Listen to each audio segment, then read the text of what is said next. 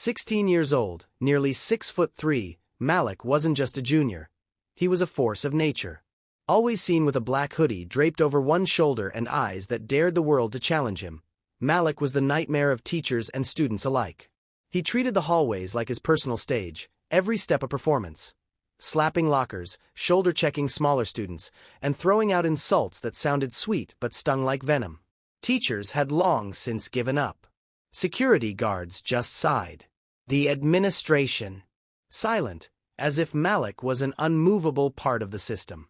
One gray Monday morning, Malik strolled in late, as usual. The bell had already rung, but time was a concept he didn't acknowledge. On his way to class, he bumped into a freshman clutching a cracked laptop.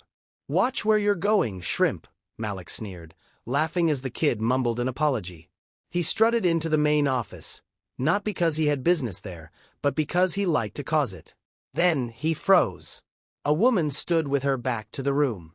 A light gray suit, polished black shoes, and a wide-brimmed hat glittering with stones. She stood perfectly still, but her posture radiated an authority that made the air feel heavy. Malik scoffed. Well, well. Who let Grandma in the building? No one laughed. Not even his boys, Dre, Zion, and Lenny, who stood by the door, tense and quiet. He walked closer and bumped her shoulder, deliberately. No reaction. Being ignored only fueled his temper. "You lost or something, lady? Retirement not working out for you?" Then she turned around. Her eyes were sharp as razors. "You should take a step back. Right now," she said, her voice low and steady, but it hit like the snap of a rifle bolt. Malik squinted. "And you are. If you must know," she turned to the secretary, "Ms. Linda, tell the principal that Sergeant Caroline Rivers has arrived." The room went silent. "Sergeant," Dre whispered. Malik felt a chill crawl down his spine. "Yes," the woman continued, her eyes fixed on Malik. "I led squads in both Iraq and Afghanistan. And now I'm here, because your principal believes this school needs to relearn discipline."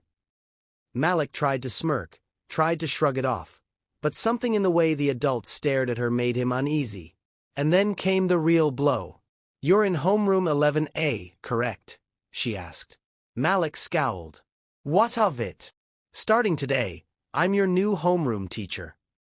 Class 11A had never been that quiet. When Sergeant Rivers, now Ms. Rivers, stepped into the room, her footsteps felt like hammer strikes. On the whiteboard, in bold letters, was written, "True freedom begins when you understand your limits." No one dared laugh. No one whispered. Malik, for the first time ever, sat quietly in the third row, not the back. She didn't yell, didn't threaten, but every word she spoke hit like a chisel against stone. Then she gave them a task: write down the answer to one question: who are you when no one's watching? Malik didn't move. The page stayed blank. "Nothing to say?" she asked, standing beside his desk. I don't know what you want," he muttered. "It's not about what I want," she replied. "It's about whether you're willing to think. And that's something you've never dared to do." Her words weighed heavy on his chest. He didn't know how to respond. But Malik's pride wouldn't let him sit with that feeling. That afternoon, he returned to the office, looking for her. When she turned around, he pushed forward again, trying to provoke her, trying to show he wasn't scared. But this time, when he reached to tap her shoulder, her hand caught his wrist, firm but not painful. "You think no one pushes back," she said close to his ear. "But the world doesn't care how loud you are. It teaches through pain." Malik didn't reply.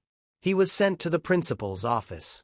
The principal looked at him for a long time, then said, "Ms. Rivers isn't here because of you. She's here because of every kid like you, kids who think anger is strength. But she's lived through war. Do you really think she's scared of a loudmouthed teenager?" Then he added, "She's open to a conversation, if you're brave enough to apologize." Malik hesitated, then walked back to room 11A. Ms. Rivers was packing her books. No hat now, just short silver hair like the soldiers in old war photos. He stood at the door. I didn't mean to act like that," Malik said quietly. Yes, you did, she replied. Not harshly, just honestly. I don't know why I'm like this. I get angry. I lose control. She gestured for him to sit. You think anger makes you strong? Malik didn't answer. In the army, she said, the loud ones were usually the most afraid. The ones who listened. Those were the ones no one could break. She looked into his eyes. You think you're broken? You're not. You're just bruised. And bruises heal, if you stop punching yourself. Malik lowered his head. I'm sorry. Her hand rested on his shoulder, light, but steady. Then we start here. The next morning, Malik arrived early. No stamping footsteps.